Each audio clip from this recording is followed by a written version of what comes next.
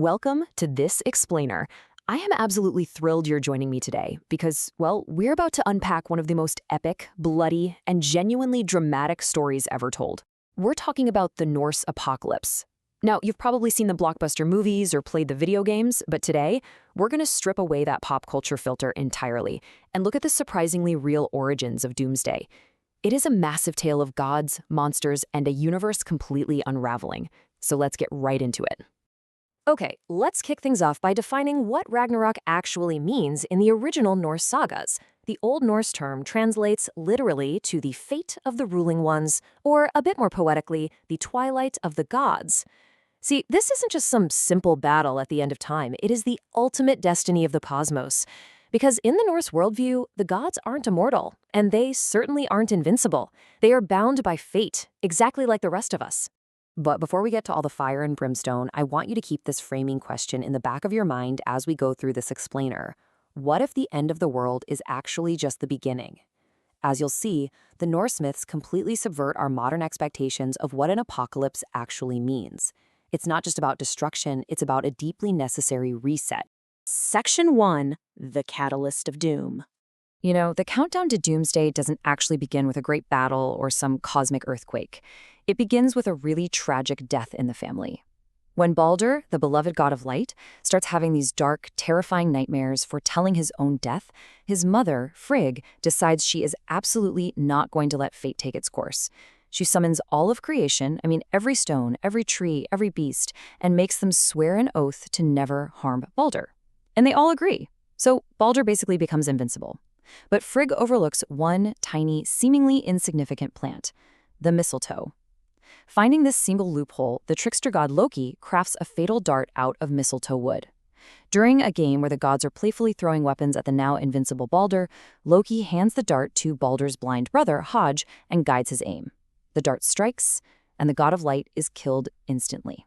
Now, what is really staggering here is the sheer brutality of Loki's punishment. The gods track him down after he tries hiding as a salmon in a churning waterfall. They bind him in a cave using, get this, the entrails of his own son. Then they hang a snake directly above him so venom drips right onto his face for eternity.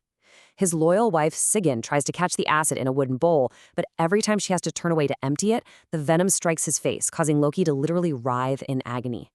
This brutal, awful stagnation of the old order makes Loki's eventual furious escape not just possible, but completely inevitable. Chaos just has to break loose. Moving on to Section 2, the Great Fimbulwinter. Okay, so with the god of light dead and the trickster bound, the physical signs of the end start to manifest on Earth, or Midgard, as the Norse called it, and it starts with the weather.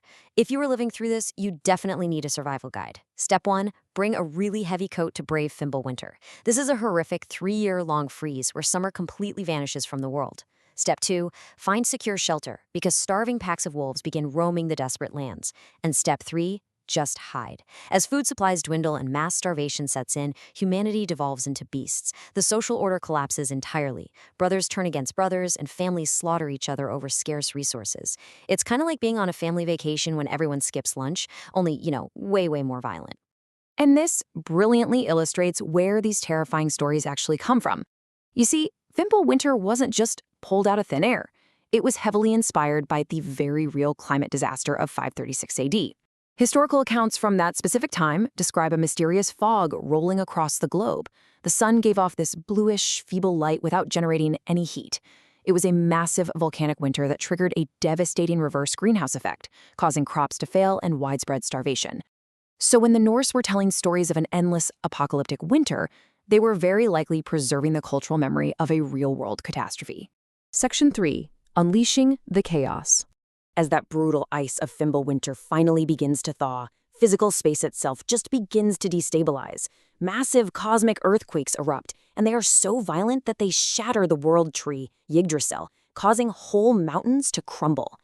These earthquakes physically break the magical bonds holding the monsters of the world in captivity, which triggers a terrifying domino effect. The wolves Skull and Hati finally catch the sun and the moon and eat them, plunging the universe into pitch blackness. The giant Gaemon wolf Fenrir snaps his chains and runs free. In the oceans, Jormungandr, the massive world serpent, writhes, unleashing devastating tsunamis that completely flood the coasts. And riding those waves is Nalgafar, which is a horrifying ghost ship literally constructed from the fingernails of the dead, captained by a newly freed Loki who is leading an army of zombies. Meanwhile, Surtur and his fire giants march across the Bifrost, the Rainbow Bridge, shattering it to pieces behind them as they head to the plain of Vigrir. Which brings us to Section 4, the final epic battle. The gods know exactly what is coming. Heimdall, the guardian of the gods, spots the approaching armies and blows a mighty blast on the Gjallarhorn. It's the warning everyone dreaded. Odin, the Allfather, gears up for war and charges right into battle alongside the Einherjar. These are the 800 bravest dead human warriors who have been waiting in Valhalla for this exact moment. The ensuing battle at Vigrid rapidly breaks down into a series of epic, deeply tragic duels where almost no one survives. Thor finally manages to smash the head of his bitter rival, the serpent Jormungandr, but the beast spews venom all over him. The god of thunder takes just 9 steps before dropping dead. The giant wolf Fenrir literally opens his massive jaws and swallows Odin whole. Loki and Heimdall engage in a savage duel, ultimately slaying each other. And when all the heroes have fallen, the fire giant Surtur sweeps his flaming sword across the cosmos, burning all 9 worlds to swirling smoke and ash. But actually, scratch that. I want to pause the carnage for a second to point out one incredibly weird and highly specific mythological detail. How is the monstrous wolf Fenrir finally stopped? By a shoe. Yeah, Odin's son Vidar wears an indestructible magical shoe forged from every single thrown-away scrap of leather that shoemakers have ever discarded since the beginning of time. Vidar stomps this massive mythical boot down on Fenrir's lower jaw, grabs the upper jaw, and literally rips the beast's head apart to avenge his father. It's a wildly specific detail that proves no scrap of material, and honestly, no action is ever truly wasted in Norse myth. Finally, Section 5. The cycle begins anew. So the battle is over, the gods are dead, the earth sinks into the sea. But that's not actually the end. The waters eventually recede, and a new earth rises, fair, green, and completely renewed. Plants blossom without being sown, and a brand new sun takes its place in the sky. It turns out there are survivors of this great inferno. 2 humans, Leif and Lifersir, had hidden themselves deep in a magical wood, and they emerged to repopulate this lush new earth. They're joined by the surviving gods, Thor's sons carrying their father's hammer, Odin's sons who endured the fire, and beautifully, Bald and Hodor, who returned peacefully from the underworld. You know, these survivors mirror an incredible real-world project we have today, the Svalbard Global Seed Vault up in the high Arctic, which holds millions of seeds to replant the world after a global catastrophe. It just goes to show that humanity has always prepared for a catastrophic reset. And this concept of destruction leading to creation, it isn't just a Norse idea, it's a global one. For instance, in Hindu mythology, the end of the Kali Yuga age sees the world consumed by drought and fire, followed by massive storms, which directly results in a completely renewed world order right here on Earth. Just like Ragnarok, it's a global mythological pattern where utter destruction is viewed not as an ultimate end, but as a painful, absolutely necessary catalyst for creation. So the really crucial takeaway here is that this cosmic timeline isn't a straight line, it is a loop. Ragnarok was originally told as a prediction of what is yet to come.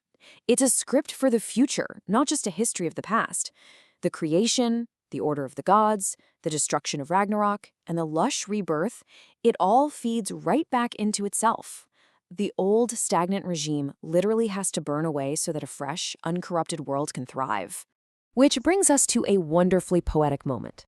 On the green plains of the New World, the surviving gods sit down together in the tall grass. They talk, they share the ancient stories, and there, hidden in the grass, they find the exact same golden chess pieces their fathers used to play with. As author Neil Gaiman writes in his fantastic retelling of the myth, Baldur will smile like the sun coming out and reach down and he will move his first piece. The game begins again. The cycle is completely renewed. And that leaves us with this final thought for today's explainer. When we look at Ragnarok, the brutal winters, the terrifying monsters, the fire, and then the incredible rebirth, we really have to ask ourselves, are our apocalyptic myths actually about the end of the world?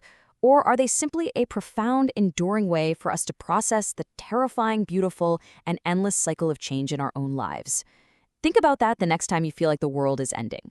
Thank you so much for joining me on this explainer, and keep exploring.